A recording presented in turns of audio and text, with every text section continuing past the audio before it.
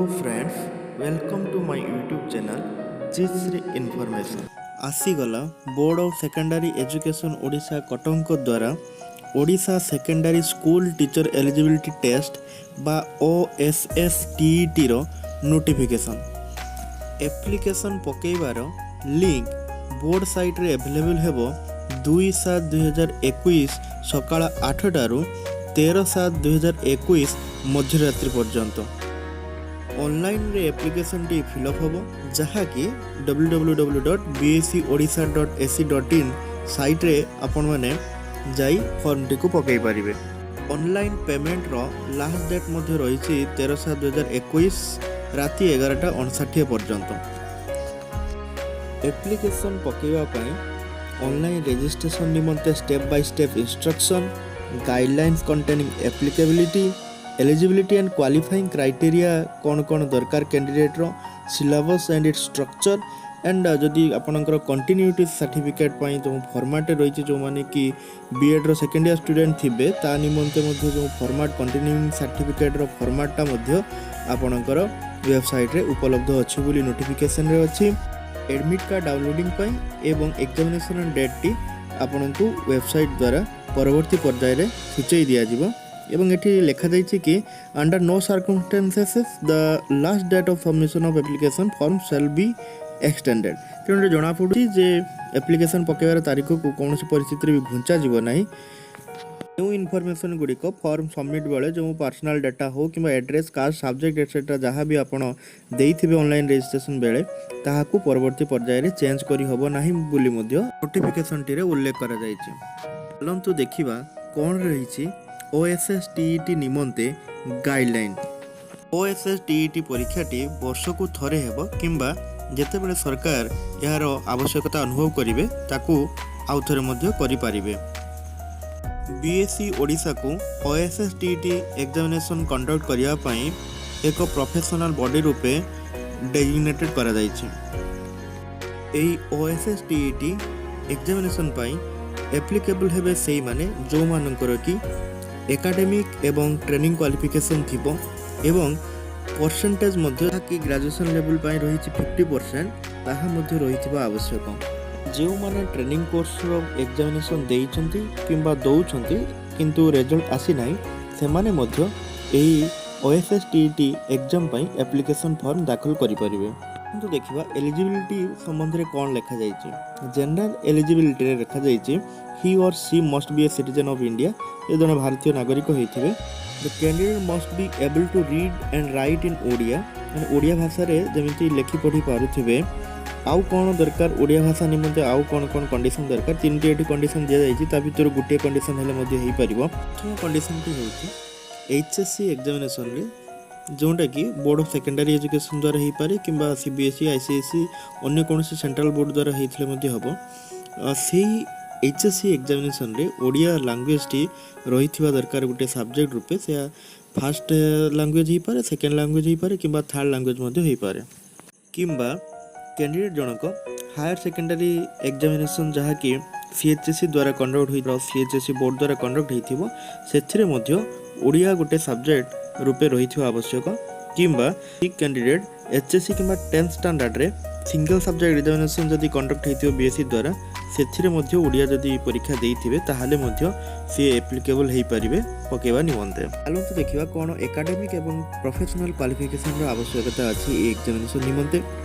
देखंतु examination T दुईटी part रे विभक्त जेहेतु दुईटी अलग अलग कैटेगरी शिक्षक निमंते ए एग्जामिनेशन टी हेवार अछि सेथि पई यार दुईटी कैटेगरी 1 जोंथिरे कि train graduate teacher in science और आर्ट्स और हिंदी और क्लासिकल टीचर एवं कैटेगरी 2 रे अछंती फिजिकल एजुकेशन टीचर बा PET। Train graduate arts stream निमंते कोन सब एकेडमिक एवं प्रोफेशनल क्वालिफिकेशन रो आवश्यकता अछि चालो तो देखिबा। Bachelor degree in arts or commerce with 2 school subjects as honours or elective or pass or optional. Candidate जनक बैचलर डिग्री हासिल करिथिबे जे कोनसी रिकॉग्नाइज्ड यूनिवर्सिटी रो 50% ऊपर एग्रीगेट मार्क जेमति थिबो एवं दुईटी स्कूल सब्जेक्ट रहिथिबा आवश्यक। सेही दुईटी स्कूल सब्जेक्ट ऑनर्स हेइ पारे इलेक्टिव हेइ पारे किंबा पास किंबा ऑप्शनल सब्जेक्ट मध्ये हेइ पारे। SC ST PS और SBC कैंडिडेट निमंते ये परसेंटेज टी 45% हेले ସେମାନେ ଏଲିଜିବଲ୍ ହୋଇପାରିବେ। ଏବଂ ତା ସହିତ ରହିଛି ବ୍ୟାଚଲର ଇନ୍ ଏଜୁକେସନ୍ ହେଇଥିବା ଦରକାର ବା ବିଇଡ଼ି କରିଥିବା ଦରକାର, କିମ୍ବା 3 ଇୟର୍ ଯଦି ଇଣ୍ଟିଗ୍ରେଟେଡ୍ ବିଇଡ଼ି ଏମ୍ଇଡ଼ି କୋର୍ସ ହେଇଥିବ ଏନ୍ସିଟି ରେକଗ୍ନାଇଜ୍ ଇନଷ୍ଟିଚ୍ୟୁସନରୁ ତାହେଲେ ମଧ୍ୟ ସେମାନେ ମଧ୍ୟ ଆପ୍ଲାଏ କରିପାରିବେ। କିମ୍ବା 4 year integrated BA BEd from NCTE recognise institution, 4 ବର୍ଷିଆ ଯେଉଁ ଇଣ୍ଟିଗ୍ରେଟେଡ୍ ବିଏ ବିଇଡ଼ି କୋର୍ସ ରହିଛି ସେଥିରେ ମଧ୍ୟ ଯଦି ଆପଣମାନଙ୍କର 2ଟା ସ୍କୁଲ୍ ସବଜେକ୍ଟ ରହିଥିବ, ଅନର୍ସ ହେଇପାରେ, ଇଲେକ୍ଟିଭ୍ ହେଇପାରେ, ପାସ୍ କିମ୍ବା ଅପସନାଲ୍ ରୂପେ ହେଇପାରେ, ତାହେଲେ ମଧ୍ୟ ଆପଣମାନେ ଆପ୍ଲାଏ କରିପାରିବେ। ସେହିଭଳି ଟ୍ରେଣ୍ଡ ଗ୍ରାଜୁଏଟ୍ ସାଇନ୍ସରେ PCM କିମ୍ବା CBZ କ୍ୟାଣ୍ଡିଡେଟ୍ ପାଇଁ କ'ଣ ସବୁ କ୍ୱାଲିଫିକେସନ୍ ଥିବା ଦରକାର ଦେଖିବା ଚାଲନ୍ତୁ। कैंडिडेट जनक bachelors degree in science or BTech or BE degree with 2 school subject as honours elective pass optional from a recognised university having 50% mark in aggregate. एठी मध्ये सही कथा से बैचलर डिग्री हेतिवा दरकार साइंस कोर्स रे, बीटेक हेले मध्ये चलिबो किंबा बीई डिग्री हेतिले मध्ये चलिबो, सेठी मध्ये 2टी स्कूल सब्जेक्ट होइतवा दरकार। एवं कोन ना से 3 इयर इंटीग्रेटेड बीईडी किंबा एमईडी कोर्स हेतिबो किंबा बैचलर इन एजुकेशन बीएड जेकोसी एनसीटी रेकग्नाइज्ड इनस्टिट्यूशन कर आवश्यक।